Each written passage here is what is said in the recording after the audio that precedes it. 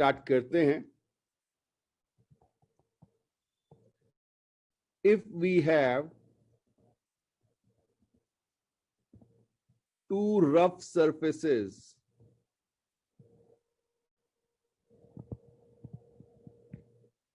in contact,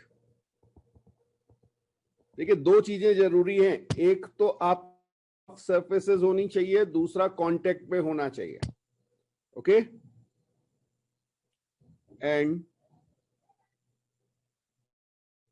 they move, bracket में लिख लीजिएगा, और टेंडेंसी टू मूव। हाँ, जरूरी नहीं मूव करें, लेकिन ऐसा हो कि वो कोशिश करें। Relative to each other, relative to each other without losing contact, ये इंपॉर्टेंट है, without losing contact, then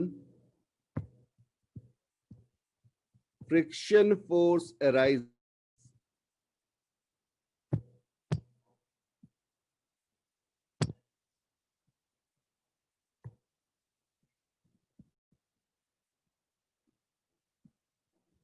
which opposes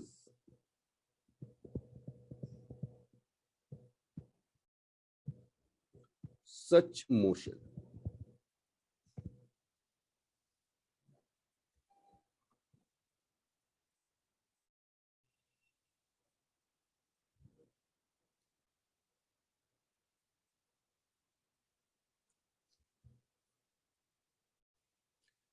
So if we have two rough surfaces in contact and they move or tendency to move relative to each other without losing contact, friction force arises which opposes such motion. ठीक है? अच्छा, एक point और लिखिएगा, ये बहुत important है। कई बार ये एकदम से क्वेश्चन पूछा जाता है और समझ नहीं आता बच्चों को, तो इसको लिखिएगा, friction is horizontal reaction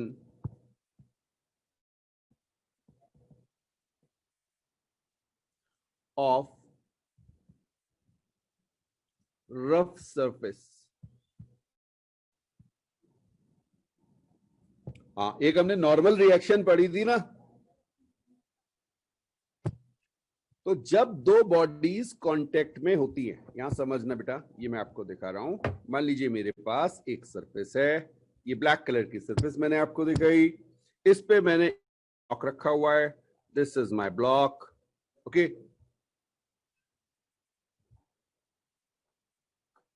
okay, ये मेरा ब्लॉक है।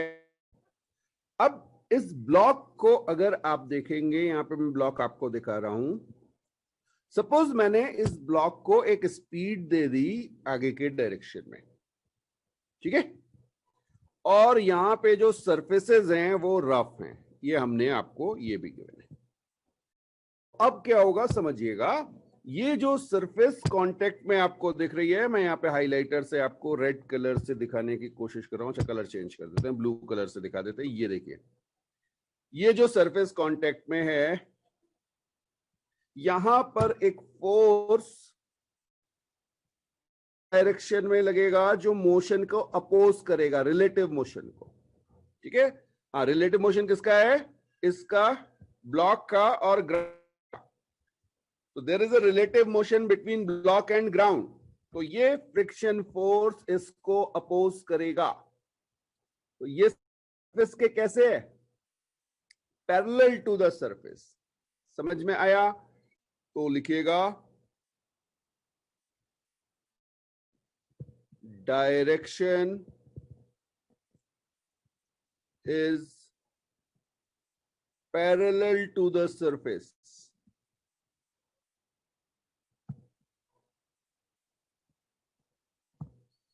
फ्रिक्शन फोर्स की डायरेक्शन सरफेस के पैरेलल होगी बेटा, ये ध्यान रखिएगा। ठीक है, एंड अपोजिट टू, ये अभी और क्लियर होगा, अपोजिट टू रिलेटिव मोशन, अभी ऐसे लिख लीजिए, बट ये सब चीजें अभी चेक करनी है, और यही पूरा फ्रिक्शन का कॉन्सेप्ट है, इसीलिए सेपरेट पढ़ाया जाता है बेटा।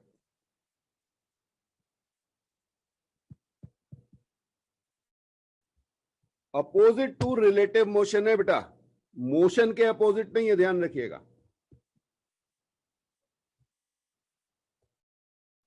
ओके, नोट कर लें, कोई डाउट हो तो वो पूछ, फिर आगे बढ़ते हैं।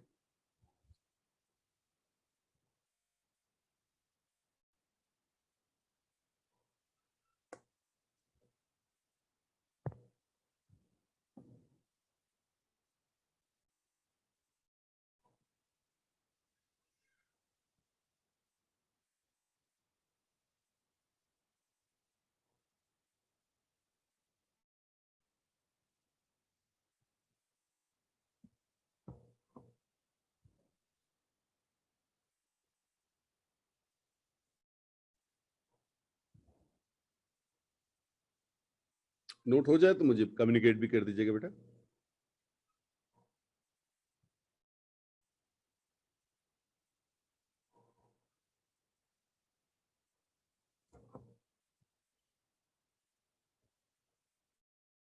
Okay fine. अभी बेटा जितना लिखा रहा हूं उतना आप जो है नोट करते चलिए, क्या मैग्नीट्यूड होगा, ये सारी चीजें अभी आगे आ रही हैं। हाँ, थोड़ा सा धीरे धीरे समझेंगे तो, क्योंकि थोड़ा कॉम्प्लेक्स है। एकदम से अगर आपने कुछ अपने दिमाग में बना लिया तो फिर वो उल्टा हो जाता है बेटा, फ्रिक्शन में सबसे ज्यादा गलतियां होती हैं। और आप अगर पुराने अपनी बुक्स वगैरह देख रहे होंगे तो आप देखेंगे कि फोर्स का डायरेक्ट क्वेश्चन कोई नहीं मिलता, फ्रिक्शन इंक्लूड होके या इलेक्ट्रोस्टैटिक्स हर जगह फोर्स आएगा, बट फोर्स का स्ट्रेट क्वेश्चन मिलना आसान, बट फोर्स का एप्लीकेशन हर जगह। बिना फोर्स के आपका वर्क नहीं होगा, बिना फोर्स के आपका रोटेशन नहीं, कोई भी चैप्टर बिना फोर्स के नहीं हो रहा होगा। ठीक है, तो अब बात करते हैं बेटा कि ये होता क्यों है, फ्रिक्शन का आता कहां से। ओके, तो ये अपोज होता क्यों है मोशन, इसको समझ लेते हैं। कॉज ऑफ फ्रिक्शन, तो बहुत सारे अलग अलग थ्योरीज हैं, जो सबसे कॉमन थ्योरी इस समय एप्लीकेबल है उसकी बात कर रहा हूं बेटा। तो ऑफ फ्रिक्शन,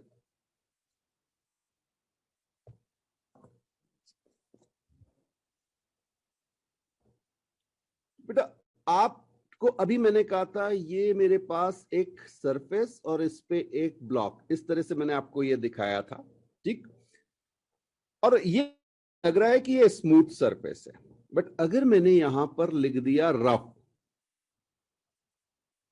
ठीक है, तो आपको स्मूथ दिख सकती है बट वो स्मूथ होती नहीं। तो लिख लीजिएगा इसको, microscopically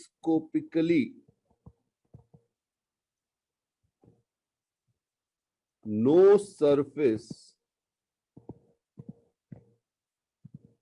is smooth. Actually smooth से मतलब है परफेक्टली स्मूथ, ठीक।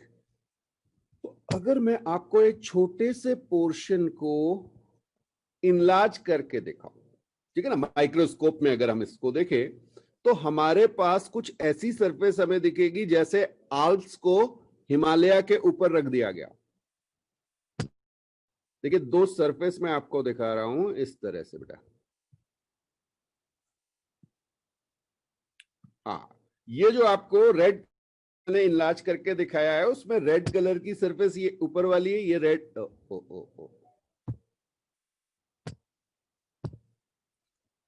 ये वाली ब्लॉक की सरफेस रेड दिखाई हुई है और ग्राउंड की सरफेस आपको ब्लू दिखाई हुई है।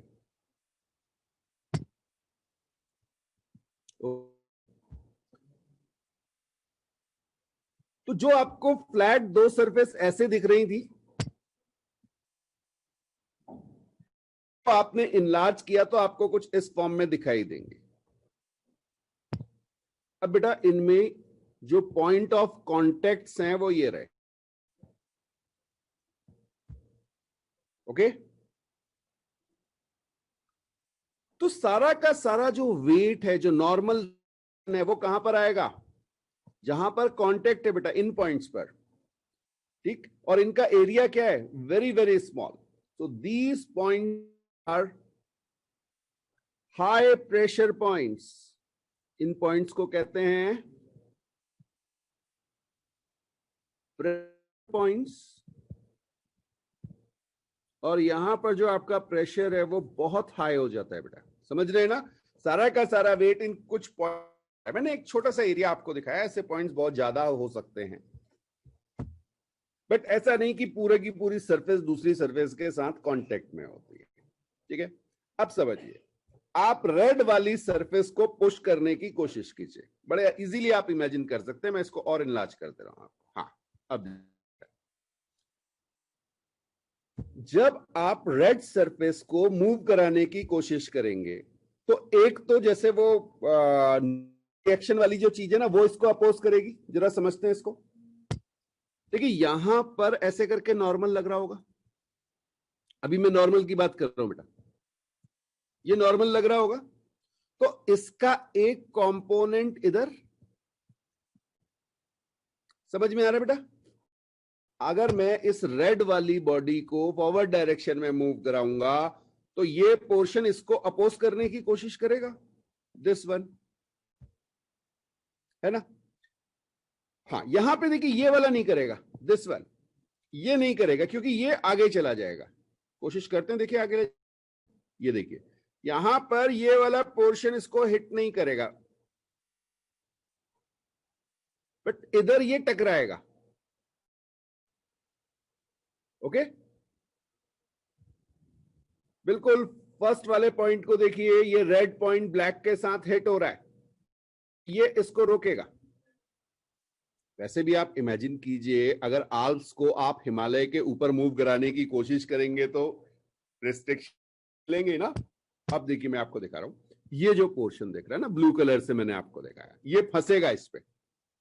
सिमिलरली ये पोर्शन जो दिख रहा है आपको, अब फर्स्ट बॉडी का, ये सारे पोर्शन आगे बढ़ने पे क्या करेंगे? स्ट्राइक करेंगे। एक अपोजिशन तो ये मिलेगा, तो एक रीजन ये रहा। दूसरा रीजन है, ये ज्यादा इंपॉर्टेंट है। क्या होता है? हाई प्रेशर की वजह से कोल्ड वेल्ड्स फॉर्म हो जाते हैं, कोल्ड वेल्ड फॉर्म्स। हाँ जी, कोल्ड वेल्ड समझते हैं? ऐसी वेल्डिंग जो नॉर्मल टेम्परेचर पे हो जाए, that is known as cold weld. Welding mean bonding between atoms, bonding between atoms.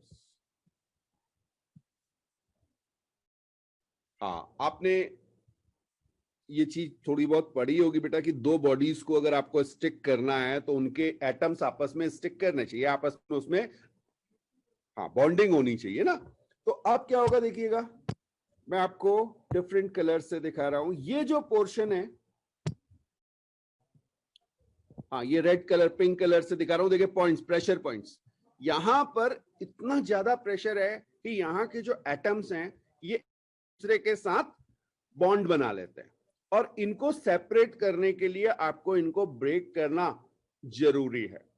तो इनको ब्रेक करने के फोर्स चाहिए होता है, वो फोर्स फ्रिक्शन फोर्स के अपोजिंग फोर्स है, ओके। तो लैंग्वेज में ऐसा लिख लेते हैं, कोई डाउट है तो पूछ लीजिए बेटा।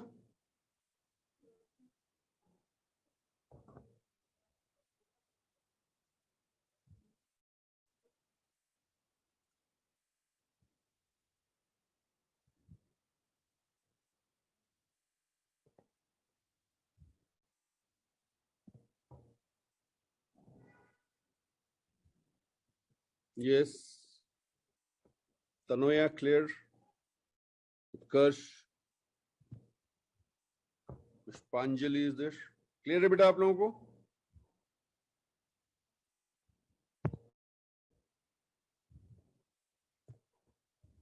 Okay, fine fine fine.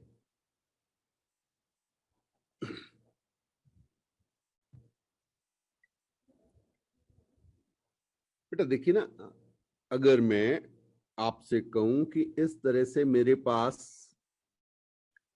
कोई बॉडी एज्यूम कर लीजिए, अभी ये मत सोचिए कि ये स्मूथ सरफेस है, क्या एक पहाड़ है आपके पास, हिमालय है, ठीक है। आपने आल्प्स को उठाया, हिमालय के ऊपर उल्टा करके रख दिया ऐसे करके, ये देखो रेड कलर से आल्प्स को रख दिया।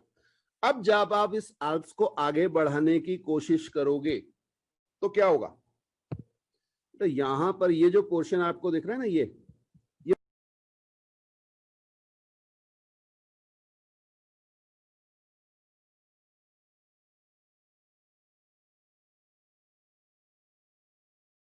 कर रही है, ये बहुत फाइन होगा बेटा, माइक्रॉन्स में होगा, एंगस्ट्रॉम में भी हो सकता है, वेरी वेरी स्मॉल, ये एटॉमिक लेवल की बात हो रही है। क्लियर? तो एक हो गया। दूसरा क्या होगा, जहां जहां पर कांटेक्ट है उन पॉइंट्स पर वेरी हाई प्रेशर हो गया होगा। ये हाई प्रेशर क्या करेगा, दो जो सरफेसेस हैं उनके एटम्स के बीच बॉन्डिंग करा देगा। अच्छा, आपने कभी देखा होगा ना, कोई अलमीरा अगर ग्राउंड पे रखी हुई है और उसके नीचे वो कोई आपने कवरिंग नहीं दी हुई है प्लास्टिक की, तो जब आप उसको रिमूव करते हैं तो रस्ट के मार्क्स आपको बेस पे दिखते होंगे। कितनों ने, जरूरी नहीं सबने देखे हों क्योंकि आजकल फाइबर ज्यादा यूज में आ रहा है, बट कोई आयरन बॉक्स या कोई ऐसी चीज जो बहुत टाइम तक इस पे रखी हुई है, आप उस जगह से उसको हटाएं तो you find marks there. Okay, हाँ जैसे, और उसको क्लीन करने में बहुत टाइम लगता है, बिल्कुल आपको जो है उसको पॉलिश करना पड़ता है। अदरवाइज आप ऐसा नहीं किया, आपने जो है जस्ट एक कपड़ा लिया और क्लीन किया और वो, ऐसा नहीं होता बेटा। Getting my point? तो वो बॉन्डिंग हो जाती है आपकी ग्राउंड और यस फेरस जो है, जो आयरन की आपकी जो भी बॉडी है उसके एटम्स के साथ, और बाकी सब है ऑक्सीडाइज भी हो जाते हैं, तो वो रस्टिंग वहां पे हो जाएगी, उस सब पे अभी हम नहीं जा रहे, वो केमिस्ट्री का पार्ट हो गया। बट हमारा केस ये है कि उन दोनों की बॉन्डिंग हो गई और वो मार्क्स आपको बहुत टाइम लगते हैं। हाँ, रोज रोज वो क्लीनिंग होती रहती है तो उसमें पॉलिशिंग होती रहती है, फिर वो एटम सब गायब हो जाते हैं, तो वो बॉन्ड जो बने हैं वो क्लीन हो जाते हैं उसके। चलिए, यस अंकुश, क्लियर है? तो दो पॉइंट बने, एक तो रिस्ट्रिक्शन किसकी वजह है बेटा, हाँ जो उनके शेप है जो फंस रही हैं वो चीजें, और दूसरा आया कोल्ड वेल्ट की फॉर्मेशन की वजह से। तो लिखेगा these welts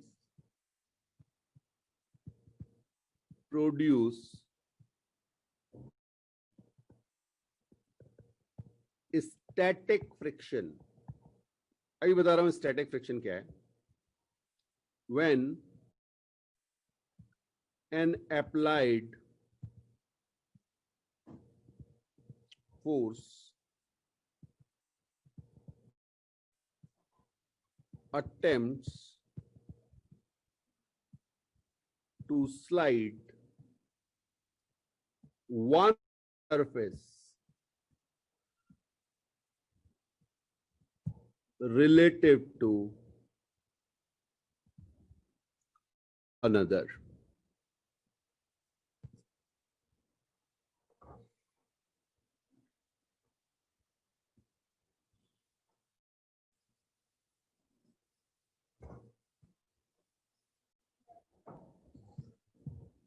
once the sliding starts,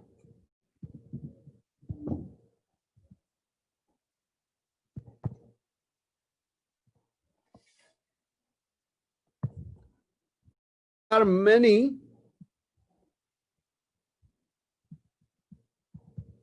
points of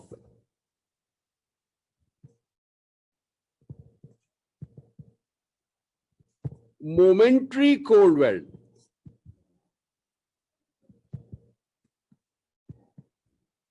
हाँ, बहुत छोटे छोटे टाइम के लिए, बहुत मूव करते करते ही वो कोल्ड वेल्डिंग भी हो रही थी क्योंकि प्रेशर बहुत हाई है।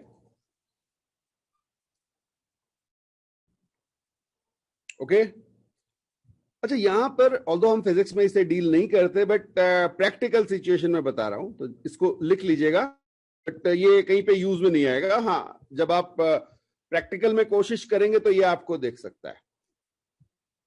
Generally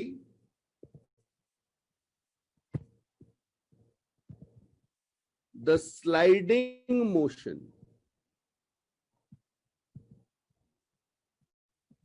of one surface to another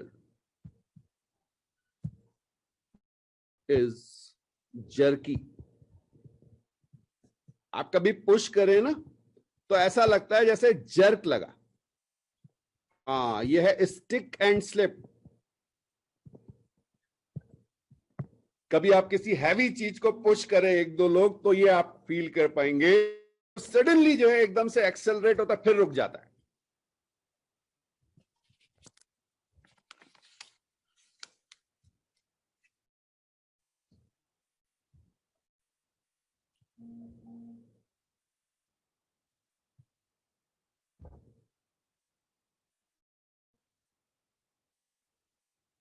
एक और इंपॉर्टेंट पॉइंट फ्रिक्शन के बारे में लिखिएगा, वैसे ऊपर भी मैंने लिखा दिया है, फिर से लिख लीजिए, इंपॉर्टेंट है।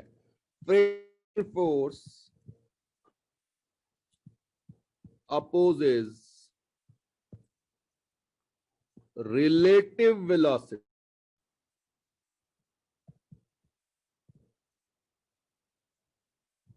ठीक है बेटा, हाँ वेलोसिटी मत करना, रिलेटिव वेलोसिटी को अपोज कर, वेलोसिटी को नहीं।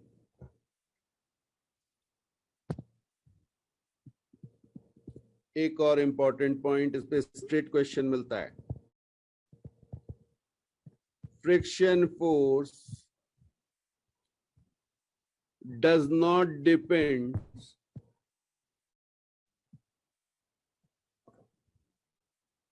on area of contact, area of surfaces in contact कर दीजिए, area of surfaces in contact।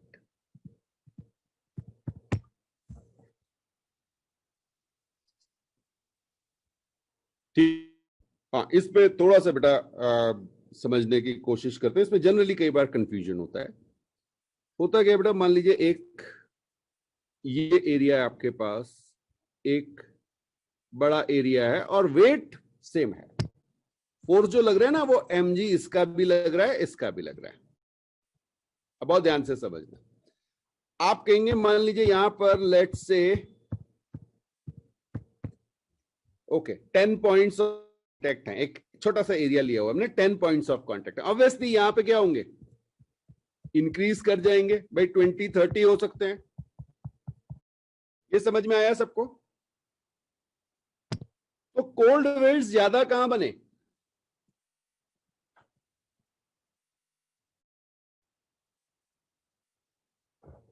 हाँ जी बेटा, कोल्ड वेव्स इस वाले पोर्शन में ज्यादा है।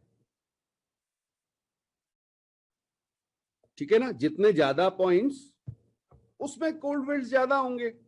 बट कोल्ड वेव्स की जो स्ट्रेंथ है वो इसमें लेस हो जाती है। क्यों लेस हो जाती है बेटा? प्रेशर रिड्यूस हो जाएगा, जितने नंबर पॉइंट्स बढ़ेंगे उतना प्रेशर उसी रेशियो में रिड्यूस हो जाएगा। तो सपोज आपके कोल्ड वेव्स डबल हुए, की स्ट्रेंथ क्या हो गई, हाफ, क्योंकि प्रेशर हाफ हो गया। ये कितनों को समझ में आया?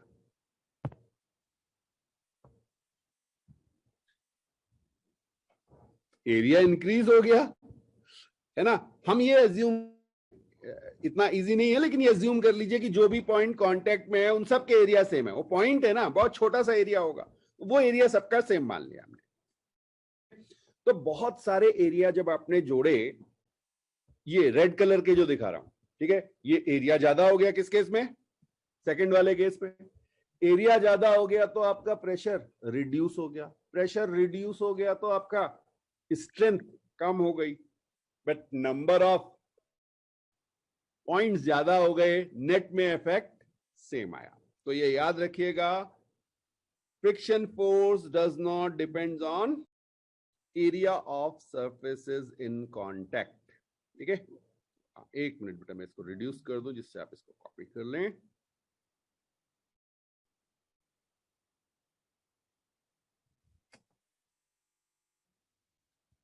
मैं पढ़ देता हूं, कुछ लोग बेटा नोट नहीं कर पाए, डोंट वरी, मैं कर देता हूं।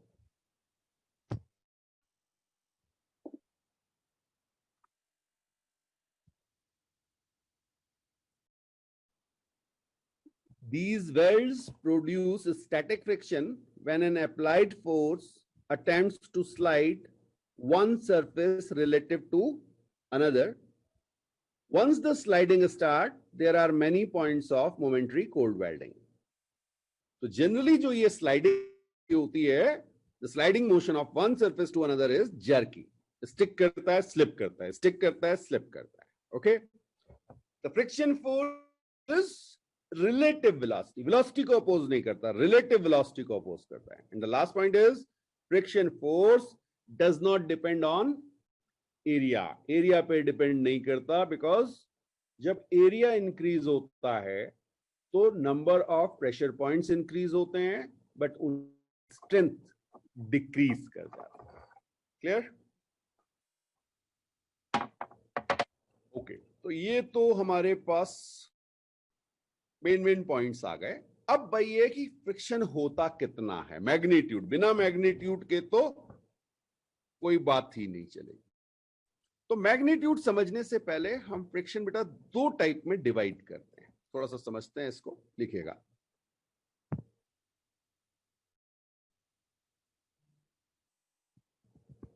To explain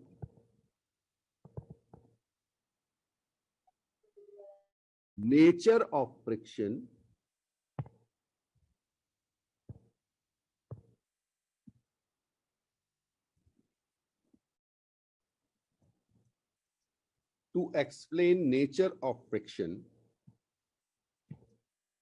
we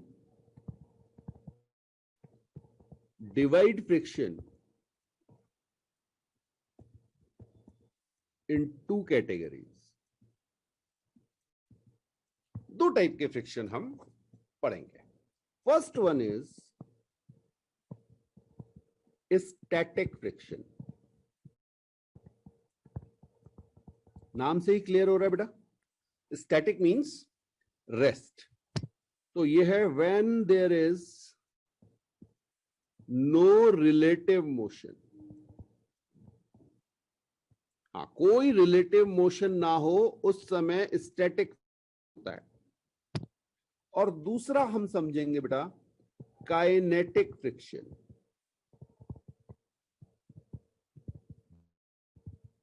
kinetic friction तो नाम से ही क्लियर हो रहा है, काइनेटिक यानी motion. So when relative motion is there.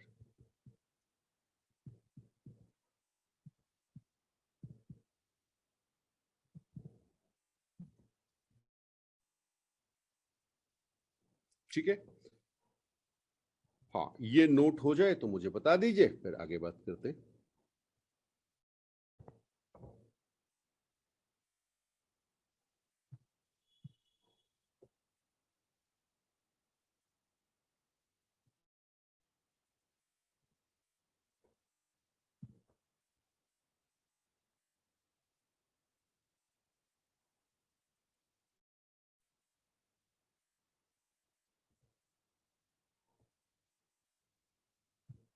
Okay,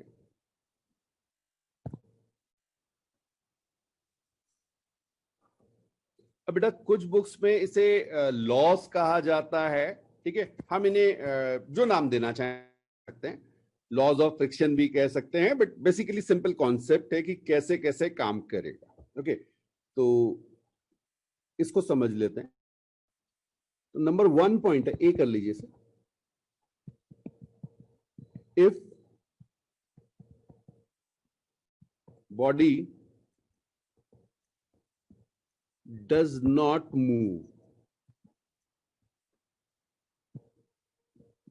then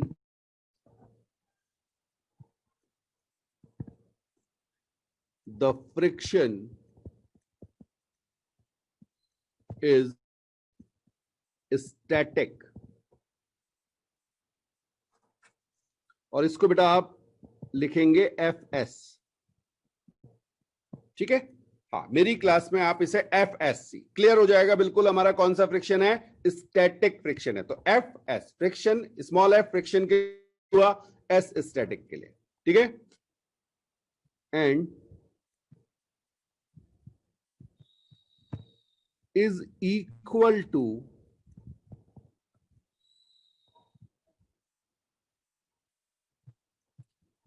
force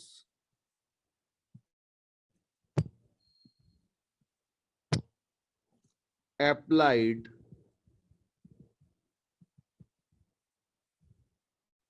parallel to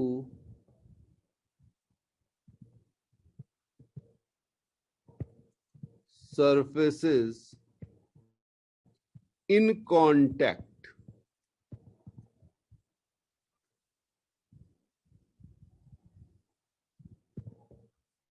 अब ये बहुत ध्यान से इसको समझना बेटा। पहला पॉइंट आपको दिखा रहा हूं, मान लीजिए ये मेरे पास एक सरफेस है, ठीक है, और ये पर मैंने एक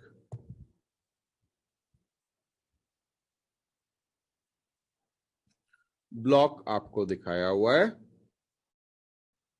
फ्रिक्शन का सारा खेल ही यहीं पे है बेटा। ठीक है, ये मैंने आपको एक ब्लॉक दिखाया हुआ है। अच्छा, अगर मैं आपसे कहूं ये सरफेस रफ है, ये रफ है, तो मैं आपसे कह रहा हूं कि भाई ऐसा करो कि इसका फ्री बॉडी डायग्राम बना दो।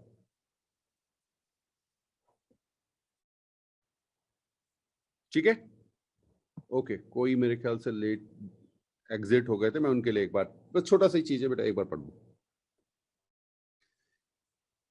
बेटा फर्स्ट पॉइंट जो है वो है, if body does not move then the friction is static and is equal to the force applied parallel to the surface in contact. तो हमने क्या किया, एक ब्लॉक ले लिया जिसका मास m है और ये रफ सरफेस पे रखा हुआ, और मेरा आपसे कहना यह है कि ब्लॉक m जो है इसका फ्री बॉडी डायग्राम बना दीजिए। हाँ जी, तो कौन कौन से फोर्सेस आप इस आएंगे ये जल्दी से मुझे बता दीजिए।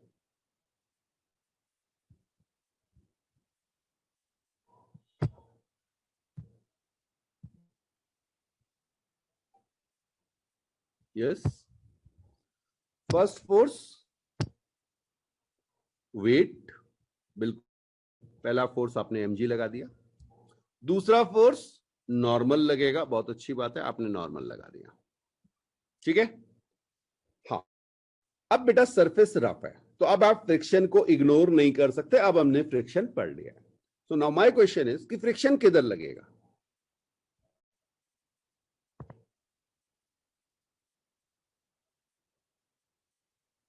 जो आपको समझ में आ रहा है, सही गलत की चिंता मत कीजिए। यस आकाश, फ्रिक्शन किधर लगेगा? अक्षय, उत्कर्ष,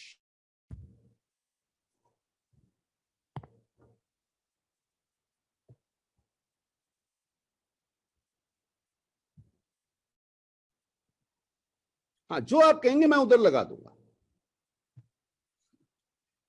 ऋषि, चलिए, कुछ लोग कह रहे होंगे, कुछ लोग कह रहे होंगे सर फ्रिक्शन इधर लगेगा। हाँ मैंने ये अभी दिखा दिया आपको, बिल्कुल बिल्कुल, आपने जो कहा मैं बिल्कुल उस पर चल रहा हूं, यहीं से कॉन्सेप्ट बनेगा बेटा। Okay, backward direction, left side, right, अलग अलग वे में आप कह सकते हैं, बिल्कुल। अच्छा, अब जरा इसके बारे में, फ्री बॉडी डायग्राम आपने बना दिया, इसमें कोई अनबैलेंस फोर्स है? अनबैलेंस फोर्स है कि नहीं है? भाई नॉर्मल ने mg को बैलेंस कर लिया, आपने जो ये फ्रिक्शन लगाया ये कैसा फोर्स हो गया? अनबैलेंस्ड हो गया। ठीक है, फ्रिक्शन अनबैलेंस्ड है बेटा, इसको कोई बैलेंस नहीं कर रहा है, तो आपकी बॉडी किधर जाएगी बताओ? आपकी बॉडी बैकवर्ड डायरेक्शन में मूव करने लगेगी अपने आप। क्या ये पॉसिबल है? आराम से सोचिए, आराम से सोचिए। कोई ब्लॉक आपने रखा हुआ है ग्राउंड पे और वो अपने आप चलने लगेगा? रफ ग्राउंड पे रखेंगे तो नहीं चलेगा ना। ओके ओके, यस, इस मतलब क्या है बेटा, इसमें फ्रिक्शन लग ही नहीं रहा होगा। Although surface is rough but friction is not there. कितनों को ये समझ में?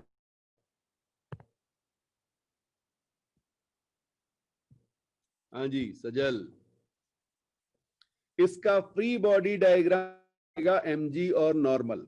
अब कॉन्सेप्ट क्या बना कि बेटा रफ सरफेस देखते ही आंख बंद करके फ्रिक्शन मत लगा देना। फ्रिक्शन तभी लगेगा क्योंकि यहां कोई रिलेटिव मोशन नहीं था बेटा, यहां पर बॉडी की टेंडेंसी ही नहीं थी। मैंने आपसे कहा था दो चीजें इंपॉर्टेंट है, एक तो रफ सरफेस ये तो अवेलेबल है, बट यहां पर कोई रिलेटिव मोशन नहीं था तो फ्रिक्शन नहीं आया। नो रिलेटिव मोशन और टेंडेंसी ऑफ रिलेटिव मोशन, कोई कोशिश नहीं हो रही थी। समझ में आया? तो एफ एस की वैल्यू क्या हो जाएगी? F is 0 in this case. अभी ये वाले पहले वाले केस में ये सबको समझ में आ गया? मैंने कोई हॉरिजॉन्टल फोर्स लगाया ही नहीं। देखिए अब कॉन्सेप्ट पे आइए, ऊपर पढ़िए, ए पॉइंट पे मैंने क्या लिखा हुआ है। If body does not move, then the friction is static. Okay, fine. And equal to the force applied parallel to surface in contact. तो surface contact में जो है वो ब्लू कलर से आपको बेटा ये रहा, इसके पैरेलल कौन सी एक्सिस? X axis. क्या इस डायरेक्शन में कोई फोर्स लगाया है? नहीं लगाया, तो फ्रिक्शन किसके बराबर हो गया? जीरो फोर्स के, क्योंकि कोई फोर्स आपने लगाया ही नहीं। Is it clear to everyone?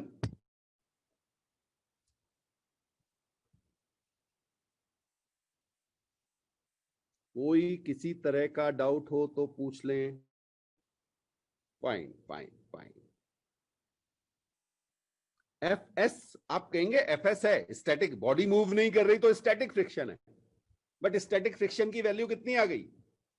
0। ठीक है, वेरी गुड। अब इसी को आगे चल रहे हैं। इसी फिर से बेटा हमने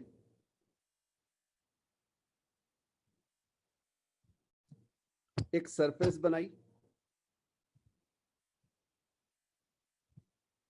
एक ब्लॉक बना दिया। ओके, फिर से बेटा हमने ये आपको दिखाया हुआ है। अब मैंने यहां पर बेटा 10 न्यूटन का फोर्स लगा दिया एक, ठीक है, और ये बॉडी अभी भी रेस्ट पे है। कई लोग कह रहे होंगे कि सर ऐसा कैसे हो गया? बिल्कुल, आप बेटा जाइए और अगर आपके पास एक हैवी अलमीरा और आप उस पर हाथ रख के खड़े हो जाइए, तो एक तरह से आप उस पर फोर्स लगा रहे हैं, लेकिन वो अलमीरा अपनी जगह से हिलेगी नहीं। हाँ, कोई चीज होगी तो हिल जाएगी। ठीक है, ओके। तो इसका मास हम कैपिटल एम कह रहे हैं, और अब इसका फ्री बॉडी डायग्राम हमें बनाना है। Now we are interested in free body diagram of this block in which we applied a 10 Newton force. Okay, so force is obviously mg. Second force is normal in the upward direction. Okay, fine.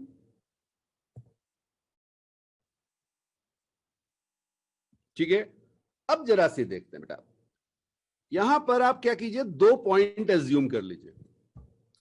एक point block पे assume करना है, ठीक है, जैसे मैंने दिखाया आप ऐसे बना लीजिए। और अब एज्यूम कीजिए कि आपकी सरफेस स्मूथ है। अगर फ्रिक्शन नहीं होता तो क्या होता? अगर फ्रिक्शन नहीं होता तो क्या होता? 10 न्यूटन का फोर्स लगाइए, ब्लॉक कहां चला जाता? फॉरवर्ड डायरेक्शन में। ठीक, that means this point is moving, this point is moving ahead if the surface is smooth. Slide करता, बिल्कुल सही बात है, स्लाइड करता in the forward direction block, तो वो वाला पॉइंट आगे जा रहा है। फ्रिक्शन क्या करेगा? उसके फॉरवर्ड मोशन को अपोज करेगा, क्योंकि relative motion is in the forward direction. तो फ्रिक्शन की डायरेक्शन क्या आ जाएगी बेटा?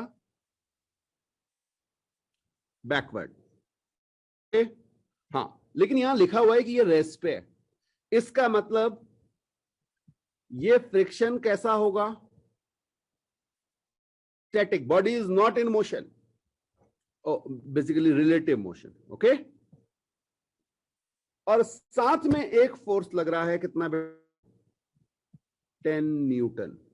ये समझ में आया?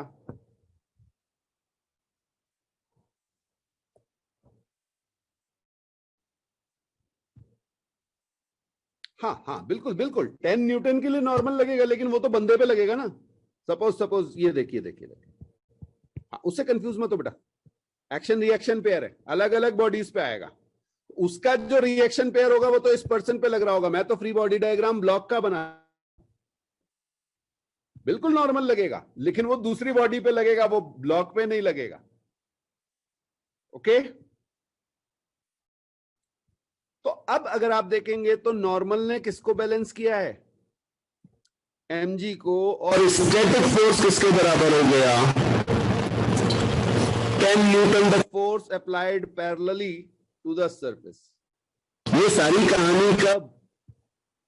ये सारी कब? जब ब्लॉक रिलेटिव मोशन नहीं कर रहा है, वो रेस्ट पे है।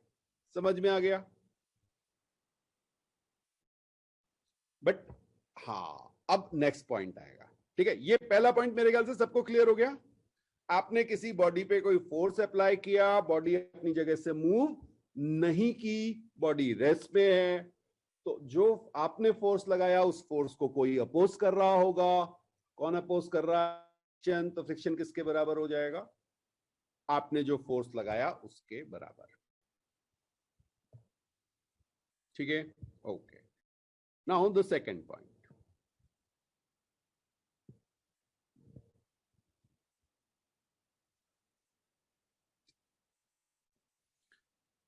Static friction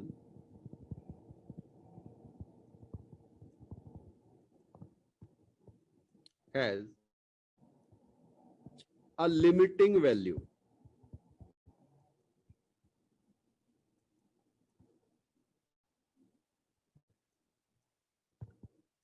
which depends on normal reaction and nature of surface in contact. Allow करेगा तब।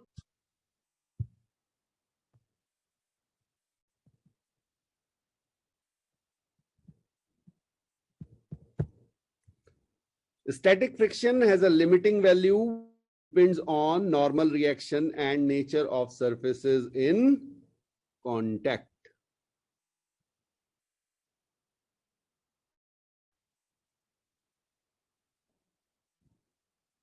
Yes, this is point B. Sorry, 2 नहीं, B लिख लीजिए। This is point B बेटा। हाँ, वो मुझे ध्यान नहीं रहा, मैंने ऊपर 1 2 लग जाता।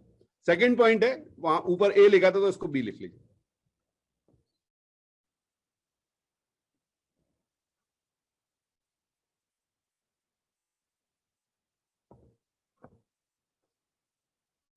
अब बेटा एक टर्म आया एफ एस मैक्स। ठीक है, equal to mu S into N. ये एक नया टर्म आया बेटा, म्यू एस। म्यू जो है, हाँ, एम यू ऐसे प्रोनाउंस करेंगे इसे, म्यू एस। यू की पूंछ बना दीजिए दो साइड। हाँ, mu S is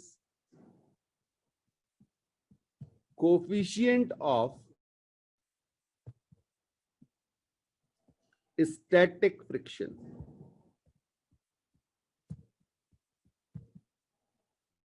Mu s is coefficient of static friction.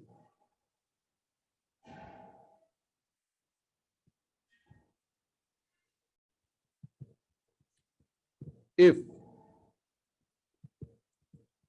force applied parallel to surfaces in contact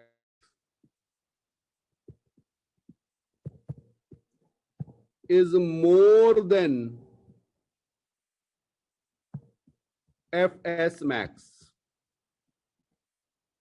हाँ, अब सोचो बेटा क्या होगा। जब तक एफ एस मैक्स है तब तक तो वो बॉडी रेस्ट पे रहेगी, बट जब ये एफ एस मैक्स से मेरा फोर्स ज्यादा हो गया, क्या होगा? Body begin to slide. ये तभी पॉसिबल होगा जब मेरा फोर्स किससे ज्यादा हो जाएगा?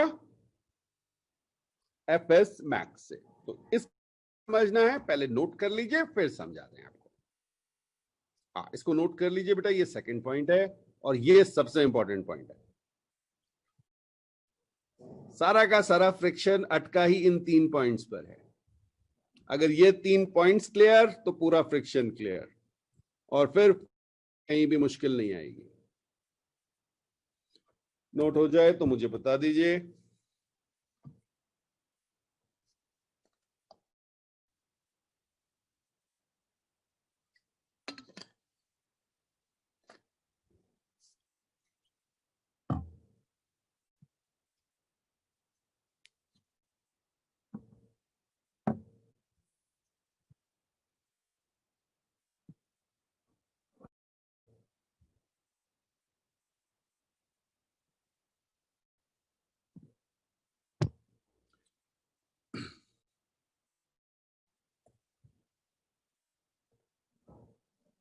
अब बेटा मान लीजिए हमारे पास एक सरफेस हमें दी गई है और इस पे एक हमने ब्लॉक रखा हुआ है। ओके, ये हमारे पास 10 kg का ब्लॉक है। अभी मैं वैल्यू देके कर रहा हूं जिससे आपको ईज हो जाए। और इन दोनों सरफेसेस जो रफ है, पहले म्यू एस भी आपको दे देते हैं। म्यू एस की वैल्यू है 0.2। ये कुछ भी हो सकती है, ठीक, बट अभी मैंने आपको ये वैल्यू पॉइंट दी हुई है। म्यू एस की वैल्यू 0.2 दी हुई है, ठीक है। तो आप में से कोई मुझे बताएगा what is the value of F S max? F S max की वैल्यू क्या होगी? ऊपर मैंने आपसे कहा है एफ एस मैक्स की value mu S into N होती है। तो नॉर्मल निकालना मैं आपको सिखा चुका हूं, नॉर्मल निकालिए। इसका फ्री बॉडी डायग्राम बनाइए। ऐसे करके आप फ्री बॉडी डायग्राम बनाएंगे। पहला फोर्स mg लगेगा, दैट इज 10g डाउनवर्ड्स। इधर नॉर्मल लगेगा, ठीक है ना। इस केस में आप कितना आ गया बेटा? नॉर्मल आपका 100 आ गया, नॉर्मल की वैल्यू 100 आ गई, और 0.2 से मल्टीप्लाई करेंगे तो यहाँ पे आपका 20 न्यूटन ये वैल्यू आ गई। ये कितनों को समझ में आ गया बेटा? सिर्फ एफ एस मैक्स निकाला है मैंने।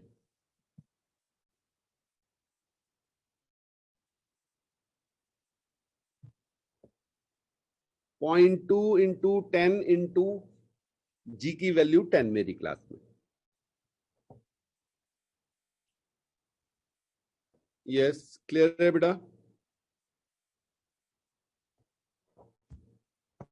Fine fine fine. Now now मैंने इस पे कोई फोर्स नहीं। देखिए मजेदार बात क्या ना, इतना स्मार्ट फोर्स है, इससे समझ सकते हैं कि friction is a very smart force, और वो उतना ही खर्च करेगा जितने की जरूरत है।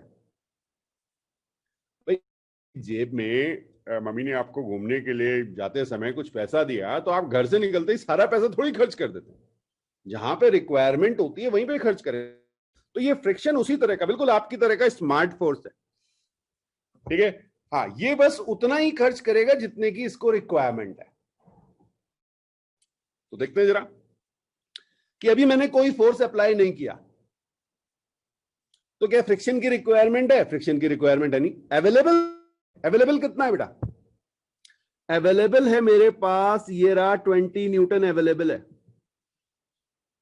लेकिन इस ब्लॉक को समझ, ये ब्लॉक जो आपको दिख रहा है यहां पर, ये ब्लॉक दिख रहा है आपको, अभी इस पे कोई भी हॉरिजॉन्टल फोर्स नहीं लग रहा है, तो फ्रिक्शन की रिक्वायरमेंट नहीं है।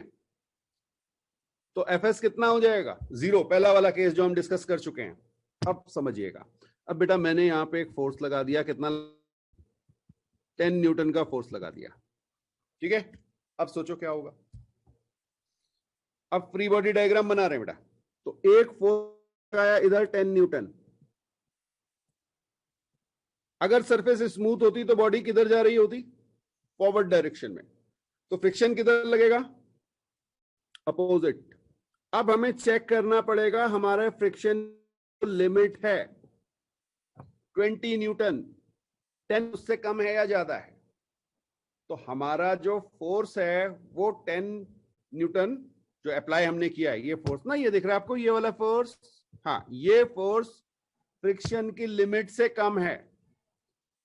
तो हम फ्रिक्शन की जो बॉन्डिंग हुई है उनको ब्रेक नहीं कर पाएंगे। दैट मीन्स यहां पे क्या हो जाएगा?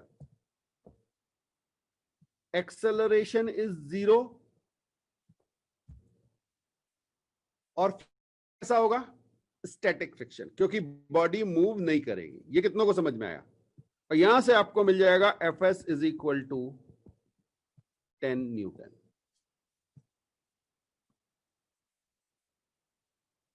तो जब बॉडी मूव नहीं करती है उस समय क्या होता है? किसके बराबर होता है? पैरेलल फोर्स जो अप्लाई हुआ उसके बराबर। ठीक है, चलिए नेक्स्ट केस देखते हैं। यहीं पे देख रहा हूं, ये नोट हो गया? नोट कर लीजिए, नोट कर लीजिए, फिर आप नया बनाएंगे, मैं तो यहीं पे बनाऊंगा।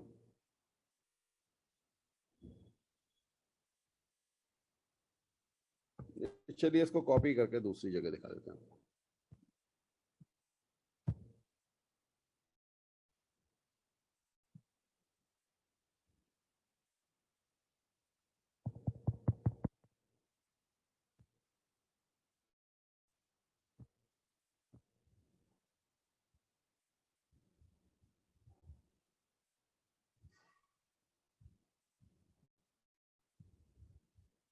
ओके, अब बेटा मैंने क्या किया देखिएगा।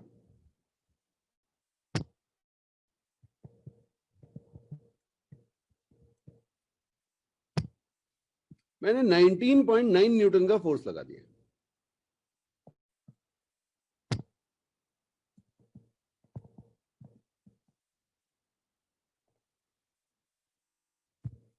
हाँ जी, केस आ गया। नेक्स्ट केस में मैंने जो हॉरिजॉन्टल फोर्स अपना अप्लाई किया हुआ बेटा, ये आपको फोर्स दिखा है, ये रहा मेरा फोर्स, ये मैंने 10 न्यूटन का पहले लगाया था, अब मैंने 19.9 न्यूटन लगा दिया। क्लियर है? आपको मुझे बताना है कि फ्रिक्शन स्टैटिक होगा, काइनेटिक होगा और कितना होगा। ठीक, तो अब आपने चेक किया भाई, आपका म्यू था 0.2, आपने चेक किया आपकी लिमिट क्या है फ्रिक्शन की। फ्रिक्शन की लिमिट कितनी आई? 20 न्यूटन। आप देख रहे हैं आपका फोर्स 20 न्यूटन से है ज्यादा? ऑब्वियसली कम है। चाहे वो 0.0, मैं 19.99 भी कर सकता था बेटा, ये लो कर दिया, 19.9 न्यूटन लगा दिया। The force is still less than 20 Newton, यानी सारे की सारी बॉन्डिंग ब्रेक नहीं हुई होंगी, बॉडी मोशन में नहीं आएगी, बॉडी रेस्ट पे ही रहेगी। फ्रिक्शन कैसा लग रहा होगा? स्टैटिक फ्रिक्शन लग रहा होगा, बिल्कुल सही यहां पे हमने लिखा हुआ है। और इस स्टैटिक फ्रिक्शन की वैल्यू कितनी होगी? 19.99 न्यूटन। Is it clear? ये सबको समझ में आया?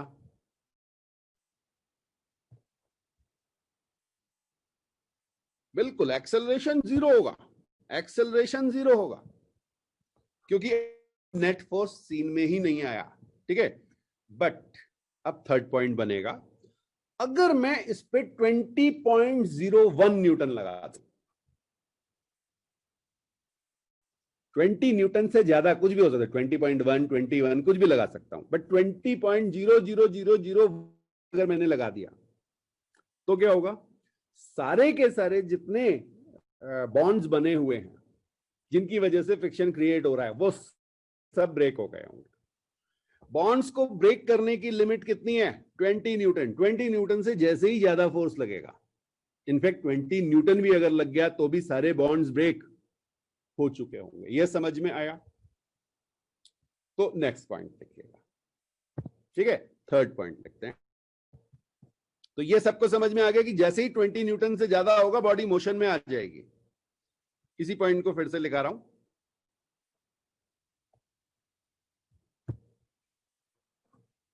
हाँ, थर्ड पॉइंट लिखिएगा, या सी, सॉरी सी। हाँ, एबीसी चल रहा था ना हमारा, सी पॉइंट।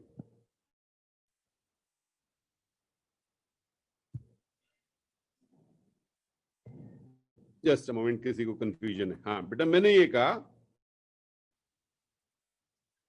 कि देखिए, जब भी मैंने सबसे पहले काम क्या किया, अपनी लिमिट निकाल ली, ठीक है ना। लिमिट मेरी कितनी आई, लिमिट आई 20 न्यूटन की, ठीक है। 0.2 इंटू एम इंटू जी, यहां पे नॉर्मल एम जी के बराबर है, तो हमने अपनी लिमिट लगा दी।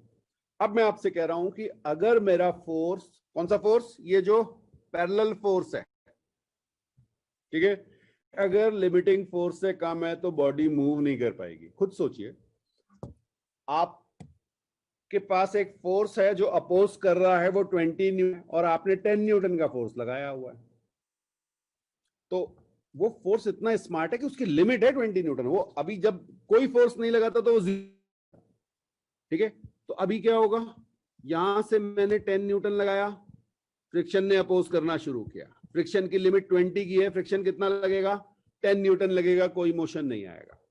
आपने बढ़ा दिया इसको, 19 न्यूटन कर दिया, फ्रिक्शन भी कितना कर देगा, 19 न्यूटन, क्योंकि अभी उसके पास लेकिन जैसे ही आप इसे 20 न्यूटन करेंगे, ये फ्रिक्शन भी 20 न्यूटन हो जाएगा। हाँ, आपने 20.01 किया, अब लिमिट 20 न्यूटन ही तो है, फ्रिक्शन इससे ज्यादा लग ही नहीं सकता, तो क्या होगा, ये बॉडी आगे मूव कर जाएगी, ठीक है। यस अक्षित, क्लियर है। तो जब तक मेरा फोर्स लिमिटिंग फ्रिक्शन फोर्स से ज्यादा नहीं होगा, तब तक मेरी बॉडी मूव नहीं करेगी, और जब वो इक्वल या ज्यादा हो जाएगा तो वो मूव कर जाएगी। तो सी पॉइंट लिखते हैं।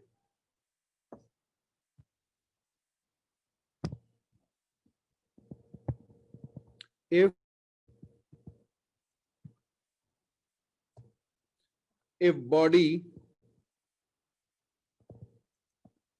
begins slide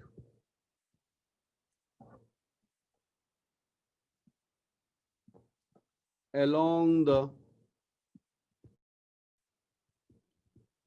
surface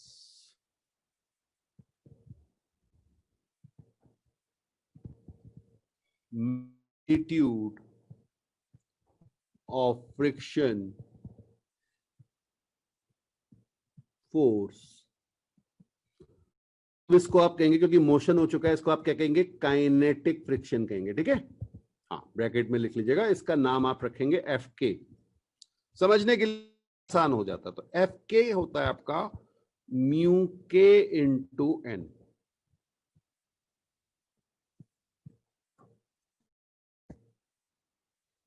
mu K is known as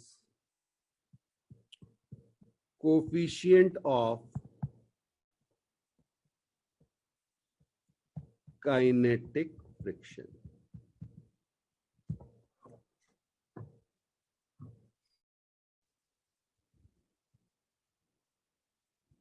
ठीक है जी, यहीं पर एक पॉइंट और लिख लीजिए,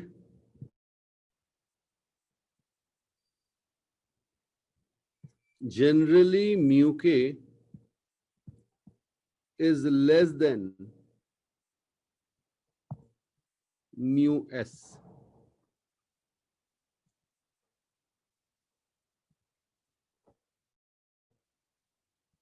but if mu s and mu k not given separately, कई क्वेश्चन ऐसे होंगे बेटा जब ये अलग अलग नहीं दिए जाएंगे, वैसे तो अलग अलग होते हैं, बट अगर नहीं दिए गए, then mu S is equal to mu K equal to mu, सबको आप बराबर ले लेंगे, ठीक है। और यहां पर आप कहेंगे mu is coefficient of friction, नाम नहीं देंगे उसको सेपरेट, यहां पे आप कह देंगे कोफिशिएंट ऑफ फ्रिक्शन।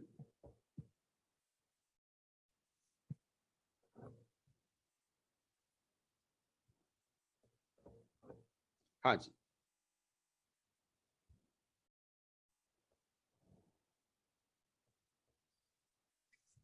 तो नोट कर लीजिए। थर्ड पॉइंट है, if body begins to slide along the surface the magnitude of friction force is mu K into N. Generally mu K और म्यू एस अलग अलग होते हैं, बट अगर ये किसी क्वेश्चन में सेपरेट नहीं दिए गए तो आप दोनों को इक्वल एज्यूम कर लेंगे और वहां पे उसे म्यू कहा जाता है खाली। ठीक है,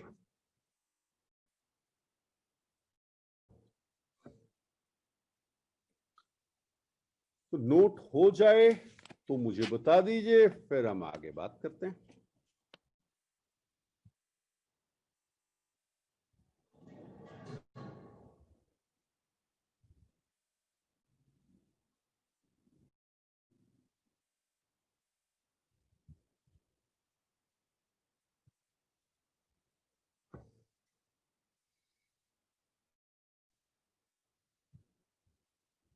तो एक चीज आपको समझ में आ गई होगी कि फ्रिक्शन बेटा वेरिएबल फोर्स होता है।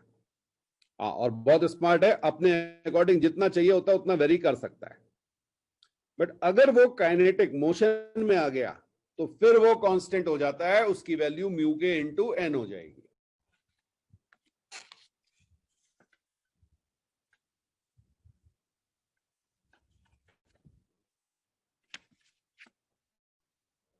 हो गया नोट बेटा?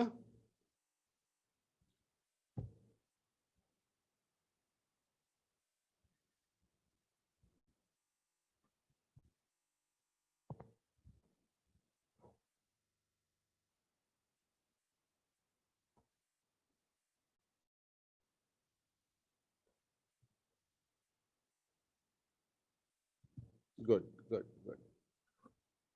तो अब एक क्वेश्चन कर लेते हैं, जैसे मैंने ऊपर आपको कराया, अब आप सॉल्व करेंगे। ठीक है, तो एक सिंपल सा क्वेश्चन, बिल्कुल बेसिक क्वेश्चन है, अभी धीरे धीरे कॉम्प्लेक्स करेंगे, बट आज जो है समझने के लिए पहला क्वेश्चन बिल्कुल सिंपल है। एक बेटा हमारे पास ब्लॉक है और इस को आपको मास दिया गया 2 kg और मैं यहाँ पे म्यू के की वैल्यू आपको दे दे रहा हूँ 0.3 और म्यू एस की वैल्यू आपको दे दे रहा हूँ 0.4। ठीक है, अलग अलग दी हुई है मैंने आपको ये values. You have to tell me, एक फोर्स आपको लगाना है F। ठीक है, so minimum force,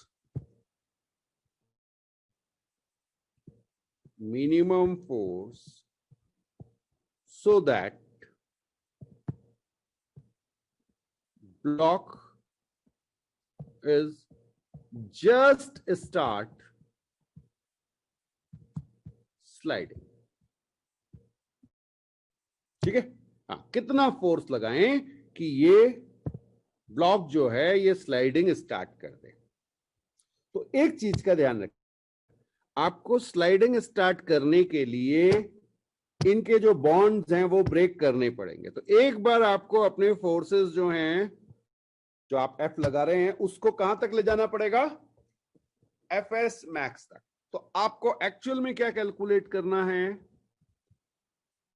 max calculate करना। जल्दी से ये कैलकुलेट करके मुझे बता दीजिए। ठीक है, और दो चीजें और निकाल लीजिएगा, म्यू एस एन और म्यू के एन, ये दोनों चीजें और निकाल लीजिए, फिर आगे क्वेश्चन कैसे अप्रोच करना है वो बताता हूं।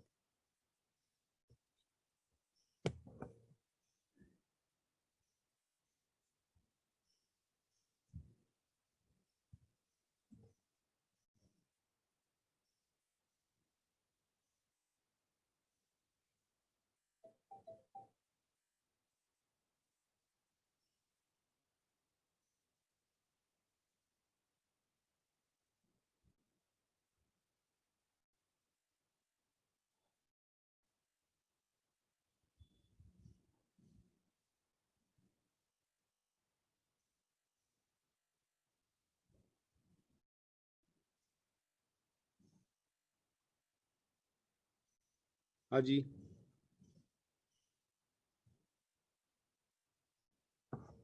बहुत आसान से बेटा, नॉर्मल निकालना है, म्यू एस म्यू एन को मल्टीप्लाई करना है बस।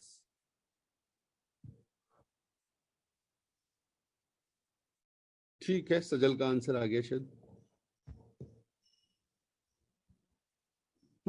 ठीक है, तो मिनिमम फोर्स बेटा 8 न्यूटन कह देंगे आप। हाँ, जरा सी समझते बेटा। सबसे पहला काम क्या करना, देखिए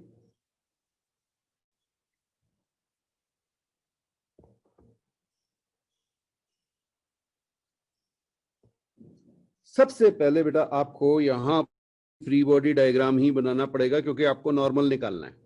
ठीक है, तो ये आपका 2g आया और ये आपका नॉर्मल आ गया। अभी मैं फ्रिक्शन आपको, बट अभी हमने 2g और नॉर्मल निकाला है, तो n की वैल्यू आपकी 2g और 20 न्यूटन आ चुकी है। क्लियर?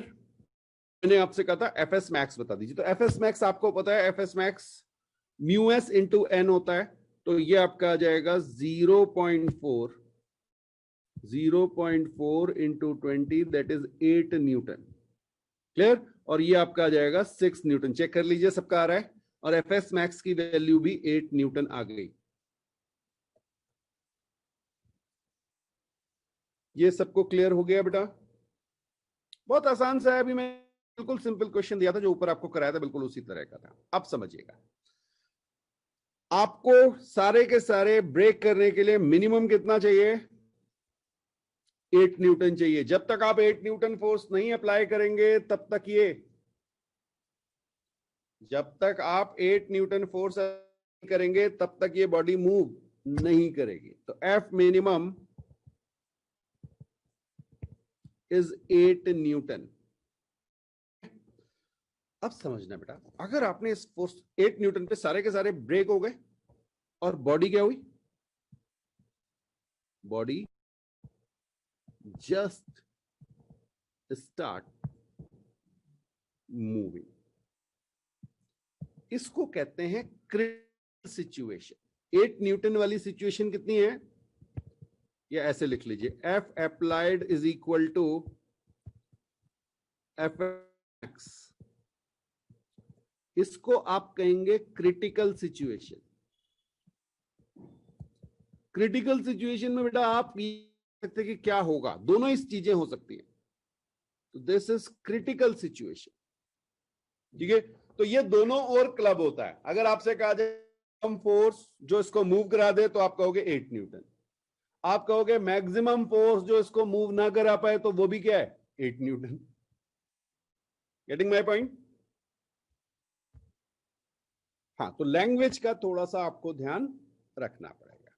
अब मेरा नेक्स्ट क्वेश्चन जो है, पार्ट जो है इस क्वेश्चन का, if I applied 8 newton long time, हाँ जी, what is friction and acceleration?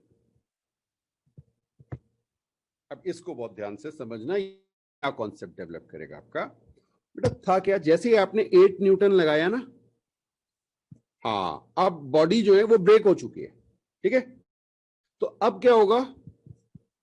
8 Newton और 8 न्यूटन ये लगे हुए थे, लेकिन अगर आपने लगातार लगाया तो एक हल्का सा 0.00001 न्यूटन का फोर्स भी इसको मूव करा देगा। क्रिटिकल सिचुएशन आ चुकी है।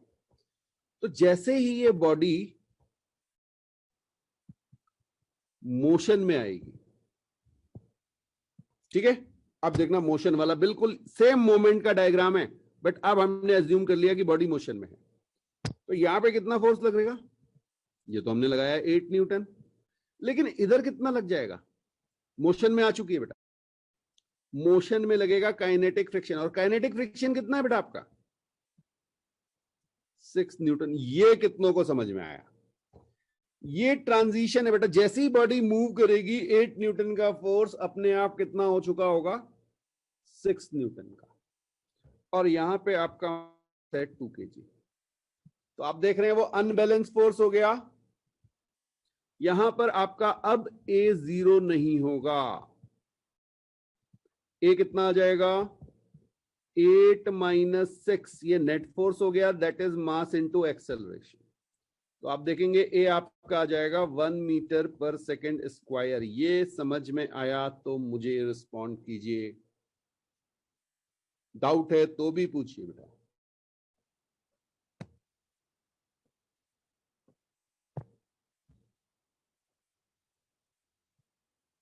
यस मयंक है।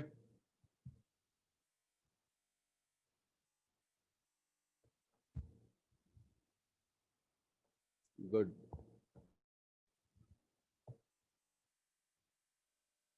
ओके, एक बार फिर से मैंने आपसे कहा बेटा, मान लीजिए आपने 8 न्यूटन करते हैं 7.9 न्यूटन लगाया, ठीक है।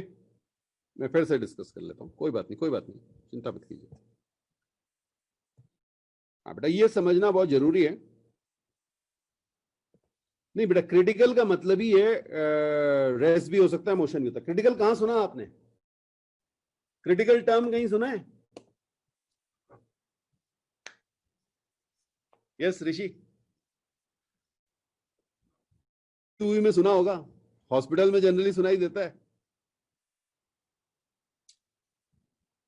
हाँ हाँ, तो क्रिटिकल टर्म जनरली हॉस्पिटल में सुना, बोले कुछ भी हो सकता है। कुछ भी हो सकता है, यस, ठीक है ना। तो वो डॉक्टर कहता है कि भाई अब मेरे हाथ में कुछ नहीं है, आदमी यहां भी रह सकता है, ऊपर भी जा सकता है, that is the critical situation. वो जो डॉक्टर के डायलॉग होते हैं मूवी वाले, ठीक है ना। तो वही चीज यहां पर है। 8 न्यूटन में अगर आपने एक ब्लो कर दिया, हल्का सा ब्लो ऐसे भी आगे की ओर फॉरवर्ड डायरेक्शन में, तो बॉडी मूव कर जाएगी। क्योंकि है क्या बेटा, आप कहते हो 20 न्यूटन, प्रैक्टिकल सिचुएशन में 20 न्यूटन एग्जैक्ट लगाना पॉसिबल नहीं है। अगर ये 20.0000001 न्यूटन हो गया तो बॉडी मूव कर जाएगी। बट अगर ये 19.9999, हाँ ये रहा, तो बॉडी मूव नहीं करेगी। क्रिटिकल समझ में आया? आप इतने कम फोर्स को कैसे एडजस्ट कर सकते हो? ठीक है, बिल्कुल ठीक है कि हम जो है थियोरेटिकली लेंगे तो हम कहेंगे नहीं इतना लग रहा है, बिल्कुल सही बात है, but practically it is not possible. Getting my point? Okay. तो अब क्वेश्चन ये है कि मान लीजिए मैंने यहां पर फोर्स लगा दिया 7.9 न्यूटन का, तो मेरे पास फ्रिक्शन की अवेलेबिलिटी कितनी है? 8 न्यूटन। फ्रिक्शन कितना लगेगा? मैंने पहले ही कहा आपसे, स्मार्ट है, फ्रिक्शन कहेगा 7.9 न्यूटन, 0.1 न्यूटन पास अवेलेबिलिटी है, रहने दो, नहीं लगाना, जरूरत नहीं है। एक्सेलरेशन, बॉडी मूव नहीं करेगी, नो मोशन। ये समझ में आया? अब देखिए यहां पर आपने 8 न्यूटन लगा दिया, लिमिट कितने की है? 8 न्यूटन की। इंस्टेंट के लिए क्रिटिकल सिचुएशन आ गई, ठीक है। यहां पर क्रिटिकल नहीं है बेटा, यहां पर अगर आप एक ब्लो करोगे भी 0.001 न्यूटन का तो कुछ नहीं होना है।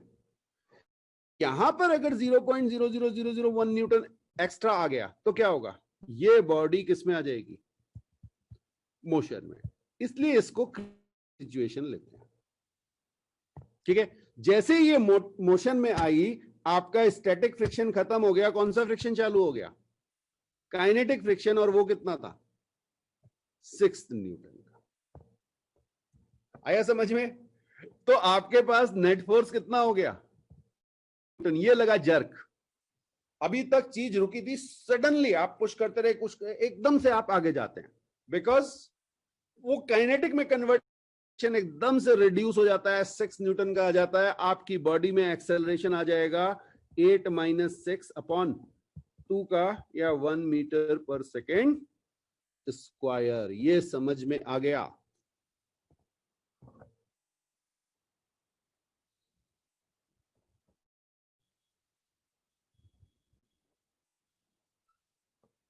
क्लियर? हाँ, वो जो एक्चुअली होता क्या है, इसको आप ऐसे भी समझ सकते हैं कि जब आपका रेस्ट पे है तो टाइम मिल रहा है, टाइम मिल रहा है तो बॉन्डिंग स्ट्रांग हो रही है, ठीक है, टाइम मिल रहा है बॉन्ड्स बनने के लिए। बट जब मोशन हो रहा है तो उतना टाइम नहीं मिल रहा। बॉन्डिंग तो तब भी होगी, ऐसा नहीं कि बॉन्डिंग नहीं होगी, लेकिन उतना टाइम नहीं मिल रहा, तो थोड़ी हो जाती है मोशन की वजह से, कई बॉन्ड्स नहीं बन पाते, तो इसलिए वो स्लाइटली लेस होता है। क्लियर है? तो ये बेटा थ्योरेटिकल पार्ट जो है ये आपका कंप्लीट हो चुका है। अब इसको क्वेश्चंस में कैसे अप्लाई करना है ये हमें देखना है। तो 1 और 2 डेज अब इसी में लग रहे हैं कि हमारा ये फ्रिक्शन लगेगा कैसे। ठीक, तो अब न्यूमेरिकल्स होने इस पे, किसी तरह का आपको कोई डाउट? एक्सेलरेशन में 2 कहां से आया? कौन सा 2 बेटा? अरे मास उसका 2 kg भाई। तो ये तो फोर्स की चीज हो गई। अब इधर 8 न्यूटन, इधर 6 newton, newton second law, 8 - 6 is equal to ma, m की जगह 2, तो 2 is equal to 2a, a की वैल्यू 1 मीटर सेकेंड स्क्वायर। ठीक है जी, ओके ओके। तो अब बेटा मैं नेक्स्ट जो है वो कुछ अभी स्टार्ट नहीं कर रहा हूं, नहीं तो फिर वो कंफ्यूजन हो जाएगा। ठीक है, इतने तक आपको जो है कोई भी डाउट है आप मुझसे पूछ हैं। Okay, maximum value static friction depends on normal. कहां गया? एक मिनट। हाँ ऋषि, समझा रहा हूं, don't worry don't worry.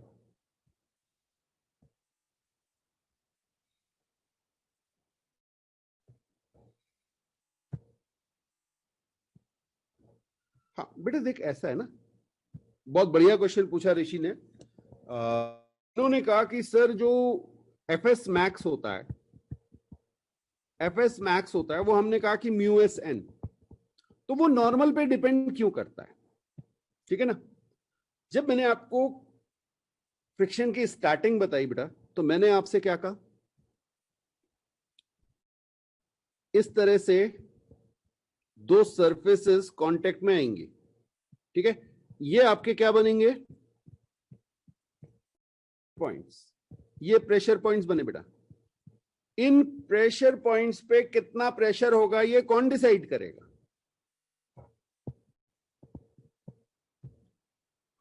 Normal. आपके जो बॉन्ड्स बन रहे हैं उनकी स्ट्रेंथ कितनी है ये कौन डिसाइड करेगा? नॉर्मल। आप अगर किसी बॉडी को ऊपर की ओर खींच लेते हैं तो वो नॉर्मल की वैल्यू रिड्यूस हो जाएगी, और नॉर्मल की वैल्यू रिड्यूस तो इन बॉन्ड की स्ट्रेंथ कम हो जाएगी। अगर आप किसी ब्लॉक को प्रेस करेंगे, ठीक है, चलिए एक क्वेश्चन देख लेते हैं, बिल्कुल सिंपल सा क्वेश्चन। हाँ, ये मेरे पास एक, इसको नेक्स्ट क्लास में फिर से देखेंगे, बट अभी एक बार चेक कर लेते हैं। ठीक है, एक बार चेक कर लेते हैं। पहले वाला ही क्वेश्चन है। यहां पे बेटा मेरे पास 2 kg का ब्लॉक है। म्यू एस की वैल्यू आपको दी हुई है 0.4 दी थी ना आपको? हाँ 0.4 दी थी। और मैंने क्या किया बेटा, और एक 20 न्यूटन का फोर्स लगा दिया और इसको प्रेस कर दिया आपने, ऊपर से बैठ गए आप इसके ऊपर। बैठ नहीं गए मतलब एक 2 kg का ब्लॉक और रख दिया है। ठीक है, सरफेस है। Now what is FS max? What is FS max? ये आपको मुझे बताना है।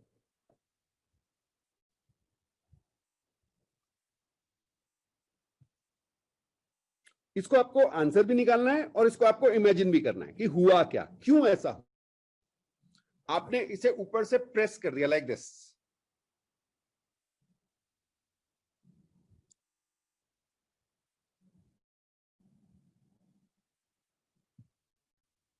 ठीक है, हाँ। अब अगर आप इसका फ्री बॉडी डायग्राम बनाएंगे बेटा, तो फ्री बॉडी डायग्राम में आप देखेंगे ये आपका 2G तो एक लग ही रहा था, एक फोर्स 20 न्यूटन का लग गया और एक आपका नॉर्मल लग गया, और यहां से आप देखेंगे आपके नॉर्मल की वैल्यू 40 न्यूटन आ गई। कितनों को ये समझ में आया? ये काम हम पहले कर चुके हैं। नॉर्मल हम पहले देख चुके हैं कि ये डिपेंड करता है बाकी फोर्सेस पे। नॉर्मल हमेशा mg, ये याद बेटा, आधी गलती स्टूडेंट्स की होती यही है, और इसीलिए मैं आपको स्टेप बाय स्टेप प्रैक्टिस कराते हुए ला रहा हूं कि पुरानी चीजों, अब मेरे साथ यही है बेटा, मैं एक स्ट्रेस बहुत देता हूं तो फिर मैं उम्मीद करता हूं कि आप प्रैक्टिस करके आगे वो गलती नहीं करेंगे, और जो गलती करता है फिर वो मेरी क्लास में भाग भी जाता है, वो रुकता भी। ठीक है, हाँ, तो अगर आप करते रहेंगे आपको बेटा 12th क्लास आ जाएगी, आपको पता नहीं चलेगा कैसे हम चीजें खत्म करते चलेंगे और क्रिस्टल क्लियर होती चले। बट रिवाइज आपको करना है, प्रैक्टिस आपको करनी है। मैं आपको एक चीज को 2-2, 3-3 बार समझता हूं, बट मैं आपकी जगह नहीं कर सकता। सॉल्व आपको करना है, मेरा काम आपको समझाने का है। 10 बार समझाना पड़े मैं समझाऊंगा, ठीक है? ओके, अब आप देखेंगे म्यू एस एन की वैल्यू बेटा 0.4 इंटू 40, ये आपकी कितनी हो गई? 16 न्यूटन। जो पहले 8 न्यूटन था वो अब कितना हो गया है? 16 न्यूटन। ये समझ में आया? ओके, एक और रिपीट कर लो। सबका आ गया? Very good, very good. बस एक और रिपीट कर लो, बस फिर क्लास खत्म कर रहा हूं। अब की बेटा मैंने एक 10 न्यूटन का फोर्स अपवर्ड डायरेक्शन में लगा दिया। 10 न्यूटन का फोर्स से इसको ऊपर खींच रहे हैं। What is FS max?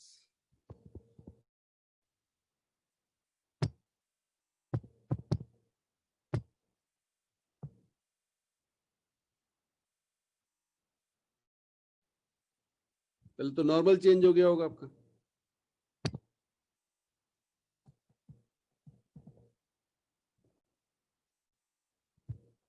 बिल्कुल सही बेटा। अब आप अगर देखेंगे तो आपका ये 2 kg इधर लगेगा, ठीक है ना? 2g, सॉरी 2g, 10 ऊपर लगेगा, आपका नॉर्मल आ जाएगा 10 न्यूटन। आ गया सबका? Very good, very good. 4 Newton answer आएगा। नॉर्मल की वैल्यू 10 आ गई, इंटू 10 तो 4 न्यूटन। ठीक है, क्या बात है। तो मेरे ख्याल से क्लियर हुआ होगा फ्रिक्शन का कॉन्सेप्ट। यस आकाश, मयंक। आज मयंक शांत कैसे? मयंक आज आ नहीं रहे हैं कुछ आंसर वगैरह।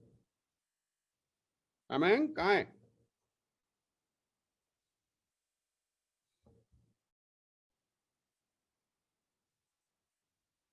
Okay, yes Sanoya, clear?